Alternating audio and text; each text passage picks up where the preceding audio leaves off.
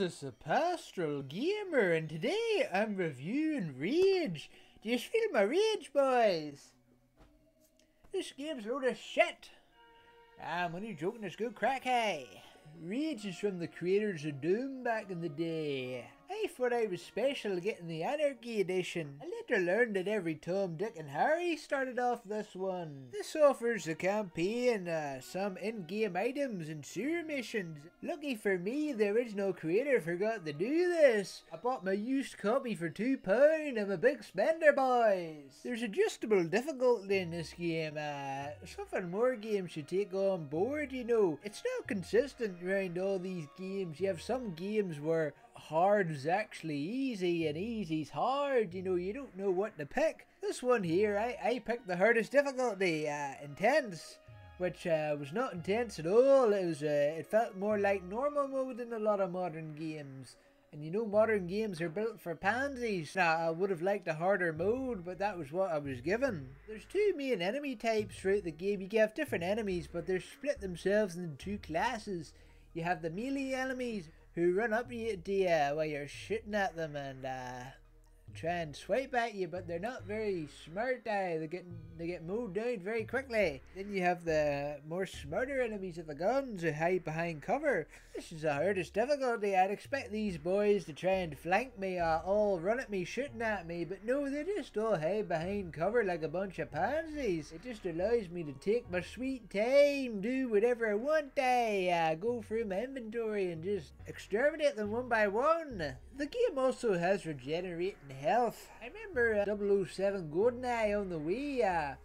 The hardest difficulty actually had a health bar instead of this regenerating health. It just makes things a bit too easy. To top it all off, you also get bandages, which heal you. What's the point in the bandages where you have regenerating health anyway? I didn't need to use them once. The game's surprisingly linear, which means more detail, which I appreciate, instead of having a vast open space full of nothingness. You travel to settlements and take out bandit camps. That's the main premise of the game, but it's not quite as simple as that. You travel by different vehicles throughout the game. You start off with a wee quad, then you move up to a buggy, and then you move up to a monarch, which is like a more armoured buggy. For some reason, the game still keeps your old vehicle even though you're never going to use it again. The story's about is a desolate world that's run by bandits in the New World Order. There's also side quests like racing and gambling. The racing in particular was a bit too easy for me. Maybe it's because I'm used to racing around my buddies in the farm. It's just, I was doing laps around these boys. Didn't matter how tough the races were supposed to be. I was just too good for them. It felt a bit like MotorStorm, where it was a bit too easy as well. The card game was my favourite. It reminded me sitting down with my granddaddy playing poker. I suppose it was actually more similar to Top Trumps, which the kids in the school played. However, there's a big problem with this. It was easy to accidentally start a game with only one card in your deck. And I made this mistake quite a few times because you press X to start and I was pressing X to put a card into my deck and I was like, oh, for fuck's sake, I started the game. And I had to exit out and the guy was like, fair play, lad. And I was like, you're a bloody prick. You knew I didn't build my deck and you still started the game anyway. You're a sleazy boy. Or later on, sleazy, hot lady. The game should put a limit to the minimum amount of cards you enter the deck so you don't run across this problem. Not sure why they allowed to do that, why someone would start a game with one card. It's an easy game to pick up, but can take a lifetime to master. So here's how we play it. You start with your very own deck of cards. That's right, your deck. And from that deck, you pick the cards you think will be the best to play. Bit of chance, bit of strategy, but all good fun. There's a few different locations in the game and you can run around and talk to the civilians and some of them will give you missions. And you'll want to do these missions so then you can earn money and items and which will help you on your quest. The characters were interesting but their faces didn't have much animation to them. They usually had a deadpan expression when you were talking to them. But I guess this is on the PS3 so maybe I'm being a bit too harsh. I didn't really care but I thought it was worth pointing out to these graphical horrors. You also have a dossier and you'll be using the dossier to manage your inventory. and like engineer different products that you can use. You also have an armory which stores all your guns, and also a list of your jobs. I mean, where does your character hold all this stuff? His backside. But the engineering, I only really used it at the late end of the game, and I probably would have been better using it earlier on, because you can make some mighty strong weapons. You start off with a crappy old pistol, but then soon after you won't be using the regular bullets ever again. You'll be getting these fat boys, and they'll be a lot stronger.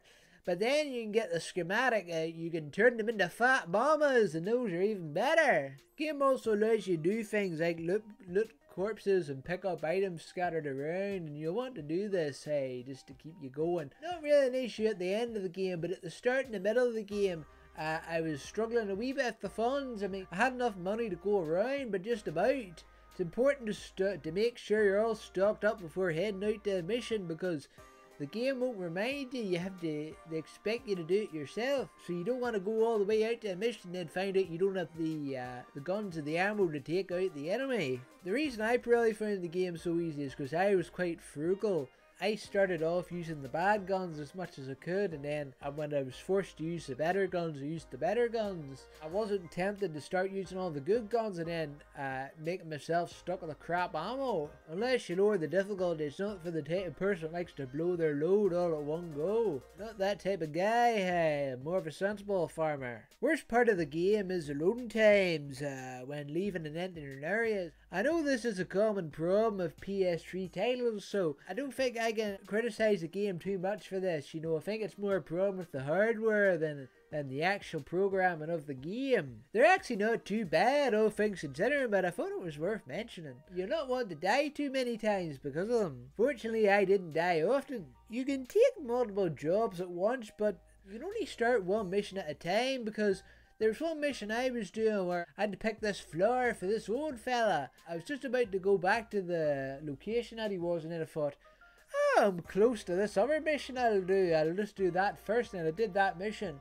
And I went back to the boy, and he says, you haven't picked the flower yet. And I was like, what are you talking about? I have it right. Where the fuck's my flower? So then I had to go back and get the flower again, and then I would go back again, and I had to give it to him. And he was satisfied. A little nitpick. Maybe they couldn't program it in for some reason. But I've seen other games where you're able to multitask. I also noticed a slight texture pop and whenever you enter an open area. And there's also a bit of motion blur when you get hit by the guns and you're low in health. But it didn't last very long. Just another wee nitpick for the graphic cores out there. Maybe it's just a limitation to the PS3. It also has that weird PS3 tradition where you're using the L1 button to aim and the R1 button to fire. What about these nice triggers here? I don't know why Sony thought using these were the better thing. Did they think it was cool? Like, they created the triggers, you think, oh, this is what they made them for. But no, these are for the driving controls. Which at least they got that right. I noticed there's one difficulty spike throughout the game, and this was probably the most enjoyable part of the game for me, because I'm a bit of a masochist, you see. It's the mission where you have to get your defibrillator upgrade. There was 3 big boys that you had to fight throughout this level, and it was one long ass level high. And if you died, you were chucked all the way back to the start. But this is my favourite because it actually gave me a big challenge. And the guns I had were not the best because I didn't have enough money to get any good ones. But after that, the difficulty just toned down. Shouldn't this have been one of the last levels instead of midway through the game? But the game does get easier after you unlock more guns, which is kind of counterproductive, but it is what it is, I suppose. During this segment, I ran into a glitch where the enemies I was fighting suddenly vanished. There was a door that was supposed to be knocked open by the enemy. Oh, who's back? What are you doing in my room, boy? Bloody causing trouble. Bloody causing trouble, yes. Lucky enough, I had a back save 10 minutes ago. That's what I recommend you all do if you play this game or any game like this. You have 2 saves, and every time you make a save, you save to the older one, and you save often, so that if something happens to the game, like the game crashes or it stops working, you still have the old save to go back to. Else I would have had to find a way to kill my ass and then start from the beginning of the segment. Worse, if I wasn't able to kill myself in this part, I would have had to start the game from the beginning. That wouldn't have been too great. Hey, I may not have done it again. That's probably the biggest fault of the game, aside from the loading times. Another wee bug, I was at the end of this area and there was 2 mutants chasing me. And then once I ran out of the building, they stopped chasing me. It was like, oh no, this is my designated area and I can't exceed it. So I had to run back to him, and we were having a long range battle. He was spitting his slam at me and I was shooting my smoke at him, and it could have gone either way, boys, but I think I came out on top alright. And there was another mutant who was chasing me, but he was way on in the building and he couldn't move from where he was either, so obviously they weren't programmed to go outside the area, but I just thought it was quite funny. There's no invisible wall BS, like you can actually shoot between the windows of a car and kill enemies that way, you know, or even like a very thin hole in the fence that you can shoot through, because I'm not used to playing games where you can't do that, you just hit an invisible wall.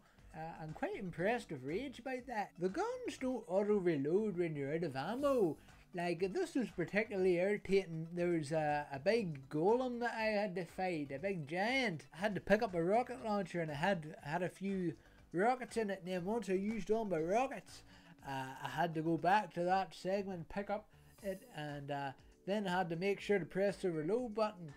Or else I couldn't fire my rockets. So sometimes I would pick up the ammo and just try and shoot him and then realize, oh shit, I don't have any rockets, and then I get hit because I've been caught off guard, and that's a wee bit annoying. It's not the end of the world, but I'm so used to games when you get the ammo, it automatically reloads it for you, so you don't have to worry about doing that yourself.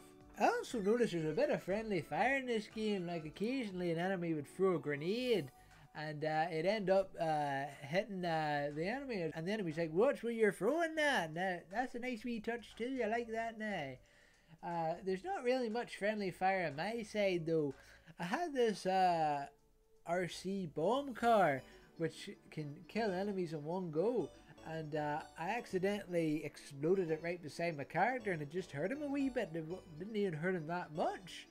So I thought surely this was supposed to kill me, or at least severely damage me, but no, it was a bit of a weird one. Speaking of which, when I had to revive myself using the defibrillator, I have to press R2 and L2, but the problem is your quick use item is set to L2, so whenever I revive myself it ends up using my quick item. What's the point in that? Why were they not able to disable that? Also, when an enemy flinches after being shot, you have to wait a wee minute, or else if you shoot them it won't affect them for some reason. Again, the hitbox must turn off whenever you hit them. The wee buggy that I mentioned that drives you from A to B, you have to make sure to get that repaired. Sometimes you can ask to get it towed and it ends up being cheaper than getting it repaired at the garage. Not sure why that is now, seeing as it's more effort on the mechanic's part. Small gripe I have is you're revisiting areas for new missions. Now they're usually side missions, so you don't have to do them. But at least what they do is when you re-enter these areas, the environment is changed based on, say, an effect in the story where you blow up a factory and then you go back and certain parts of the factory are blocked off with rubble, so then you have to go to other parts. You know, it's actually quite well done, I have to say. Down there's different enemies and stuff, you know. I'm glad they put the effort in, they weren't lazy about that and just putting the same old enemies in and the same old location. Also, the different racetracks you race on are taken from the different parts of the open world, and I suppose this makes it feel more authentic. The racing in particular was too easy, and I would have liked to see better racing. Maybe they just expect the type of people who play shooters to be bad at racing games. There was a few sniping missions that I enjoyed. They were side missions, but there was one mission with the Authority where I kept sticking to the walls and I couldn't move, and somehow I still beat the mission. It was a bit weird because the first sniping mission was the hardest. The enemies actually ran up to you and attacked you from your sniping spot, and the other two missions were a bit easier, so I'm not sure why that was. I seen one segment there was frame stutter whenever the enemy threw his grenade at me. And it only lasted for a second, and I suppose this is a limitation to the PS3. But the good thing is, it was only one part of the whole game that happened, and it only lasted for a few seconds, so all things considering, I think they optimized this game pretty well for the hardware. When you shoot different body parts, the enemy will react in terms of what you shot. Like you shot an arm, he'll grab his arm and start crying. You shoot him in the leg, he falls over, and he'll either start limping or he'll shoot at you from a sitting position. You know, it was all quite well optimized, I have to say. The game says it autosaves sometimes, but I don't trust it. I don't think it does, so I just do a manual save. I also seen some nice wee Easter eggs in there, like in the racing you could buy this little prop and it said ID Software, the people who made the game. And it said, these boys aren't around anymore. They were once a great company. And I'm not sure this is a bit of foreshadowing, because the last founder of ID Software stopped. This was his final game before he left.